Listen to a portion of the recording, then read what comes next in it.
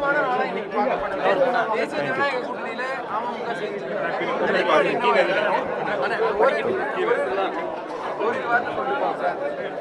என்ன சொல்றது, எல்லாம் எதிர்பார்த்து தானே நடக்காது. வெற்றி கழகத்துல இணைவாருன்னு சொல்லி எதிர்பார்த்தோம். டிடிவியும் தாவேகா கூட்டணிக்கு வருவாருன்னு எதிர்பார்த்தோம். ஆனா ரெண்டு பக்கமுமே வேற வேற இடங்களுக்கு போயிருக்காங்க. எல்லா ஆடுகளும் வாங்கப்படுவது வெட்டப்படுவதற்காக. வெட்டப்படுவதுனா எப்படி சார் எடுத்துக்கிட்டு பாருங்க எலெக்ஷன் அப்ப என்ன சென்சாருக்கு அப்புறம் விஜய் அழுத்தம் கொடுக்கப்படுவார், பிஜேபிக்குள்ள போவார் அப்படின்ற ஒரு விமர்சனம் பரவலா இருக்கு. அதுக்கு தேசிய ஜனநாயக எதிர்த்து அரசியல் பண்ணுவாரா? கண்டிப்பா பண்ணுவாரு. அழுத்தமா? தேசிய ஜனநாயக கூட்டணியில விஜய் வருவதற்காக அழுத்தமும் கொடுத்துட்டு இருக்காங்க பாஜக அப்படிங்கிற ஒரு டாக்கும் இருக்கு. அது உண்மைதானா? தாவேகா என்ன மைண்ட் செட்ல இருக்காங்க சார்? ஏன்னா என்டிஏ ஒரு பக்கம், இந்தியா கூட்டணி ஒரு பக்கம் அலைன்ஸா பில்ட் பண்ணிட்டு இருக்காங்க. டிவிக்கே இப்படியே இருந்தா எந்த கூட்டணி வருவாங்கங்கிற ஒரு கேள்வி சார்.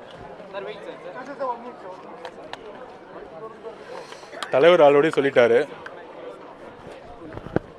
நான் இப்போ கூட சொன்ன மாதிரி தான், எஸ்ஐஆர் பண்ணியப்போ நாங்கள் எல்லா வீட்டுக்குமே எங்களுடைய பூத் லெவல் நிர்வாகிகளும் ஒன்றிய செயலாளர்களும் கிளை செயலாளர்களும் போய் பார்த்தோம்.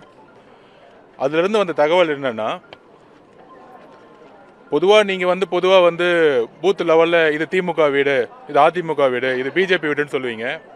ஆனால் கள நிலவரம் திமுக வீட்டுக்குள்ளேயும் டிவிக்கே இருக்காங்க, அதிமுக வீட்டுக்குள்ளேயும் டிவிக்கே இருக்காங்க, பிஜேபி வீட்டுக்குள்ளேயும் டிவிக்கே இருக்காங்க, எல்லா கட்சி வீட்லேயும் டிவிக்கே இருக்காங்க.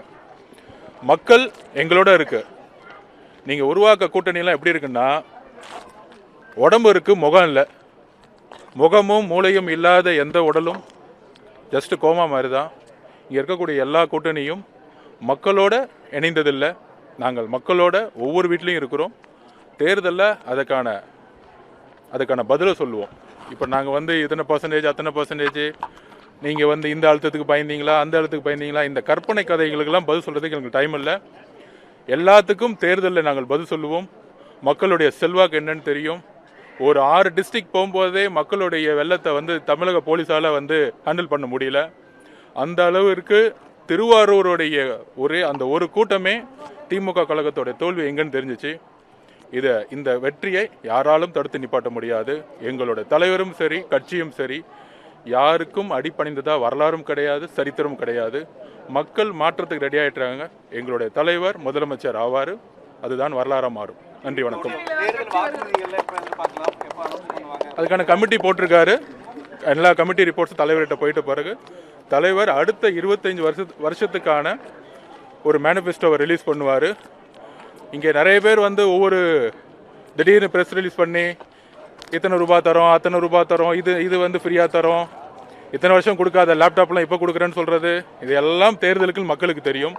எங்களுடைய தலைவர் சொல்கிறது, எந்த வாக்குறுதியை நிறைவேற்ற முடியுமோ அந்த வாக்குறுதியை சொல்லுவார், அதை நிறைவேற்றுவார். அவருடைய ஒவ்வொரு கையொப்பமும் அடுத்த தலைமுறையை உருவாக்கும். தேங்க்யூ. கூடிய விரைவில். அண்ணனுக்கு வாழ்த்துக்கள்.